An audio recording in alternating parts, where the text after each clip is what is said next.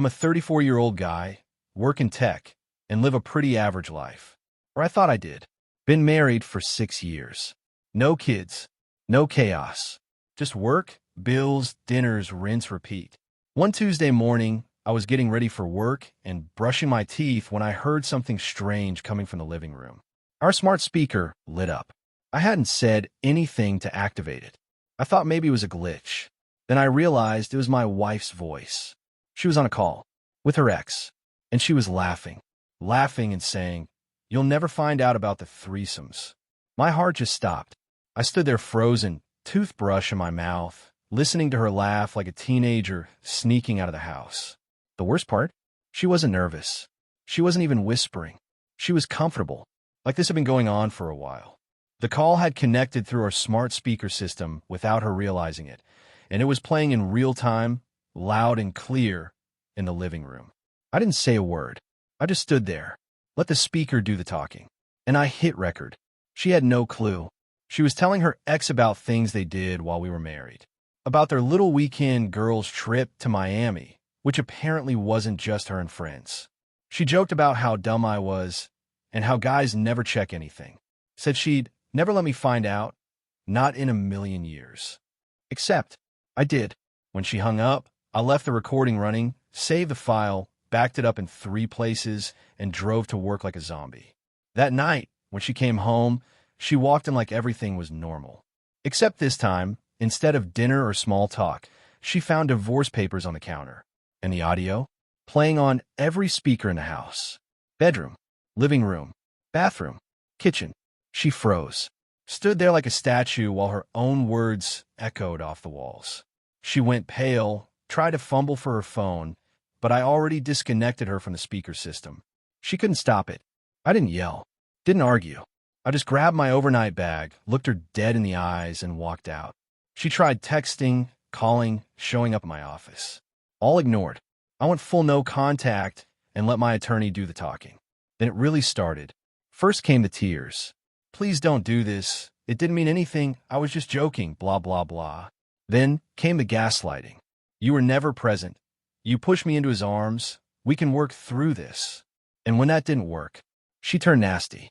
Started saying I was abusive, controlling, that I was mentally unstable, and she had to get away. Told people I'd lost it. She tried to freeze our joint accounts. Told mutual friends I'd cut her off without warning. But here's the thing. I had already moved my share of the money legally. I'd also pulled all the bank records, including the $7,500 she took outright before that Miami trip, labeled as retreat expenses. It went to her ex-flights, hotel, gifts, you name it. I had every receipt. My lawyer nearly laughed when he saw the files. We had her dead to rights. Adultery, financial misconduct, and a digital confession on top. She even tried to file for spousal support, said I abandoned her, and she had no money. Said she was emotionally traumatized by the divorce. She brought fake therapy letters to court. My attorney contacted the clinic. They had no record of her ever being a patient. We filed a motion for fraud. The judge didn't just throw out her support claim. He fined her for wasting the court's time. After that, she showed up at my job, told HR I was dangerous, tried to paint me as the crazy one. But I'd already talked to HR and security. She was escorted off the premises. Then she called my parents. Big mistake. My dad told her to lose their number. My mom said, "You're lucky he didn't burn the house down." That was the last time she tried the sympathy card. But she wasn't done. She filed another court motion saying I set her up with the recording. Claimed it was illegal, that I'd violated her privacy. Except California is a one-party consent state. And the speaker? Joint property in a shared space. She'd used it plenty of times herself. She just forgot the rules that day. The judge tossed it in 5 minutes. She tried playing the victim to anyone who would listen. But the damage was done. The court granted the divorce in my favor. She left with a beat-up Corolla, her clothes, and maybe a few grand in personal items. I got the house, the savings, and full control of our joint investments. But there was one more twist. Her ex, the guy on the call, he was married. Yeah, I didn't know either until I sent the recording to his wife.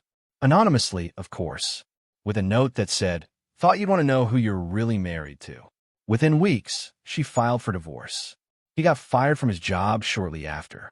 Apparently, his company had a morals clause. She took the kids, the house, and most of his stuff. Later, his wife actually reached out to me. Just one message: "Thank you. You saved me years of lies." Meanwhile, my ex was couch surfing, posting on social media like she was healing, talking about self-love and how life is a journey. She even had the nerve to text me months later asking for help with rent. Said I owed her for abandoning her. Didn't reply. Instead, I forwarded the message to my lawyer. She was still under a restraining order at that point. Judge tacked on another year. She hasn't contacted me since. These days, I'm just calm. I go to work, sleep fine. I travel when I want. No walking on eggshells. No drama. Just quiet. She thought I'd scream, cry, beg her to stay. Instead, I stayed calm, built my case, and made sure the truth screamed louder than I ever could. So if you're reading this and something in your gut is telling you something's off, listen to it. Save the receipts. Be smart. And when it's time to walk away, don't just leave. Make sure they hear the door slam on every speaker in the house. Oh, and hit that follow button faster than my wife connected to Bluetooth. This ride's just getting started.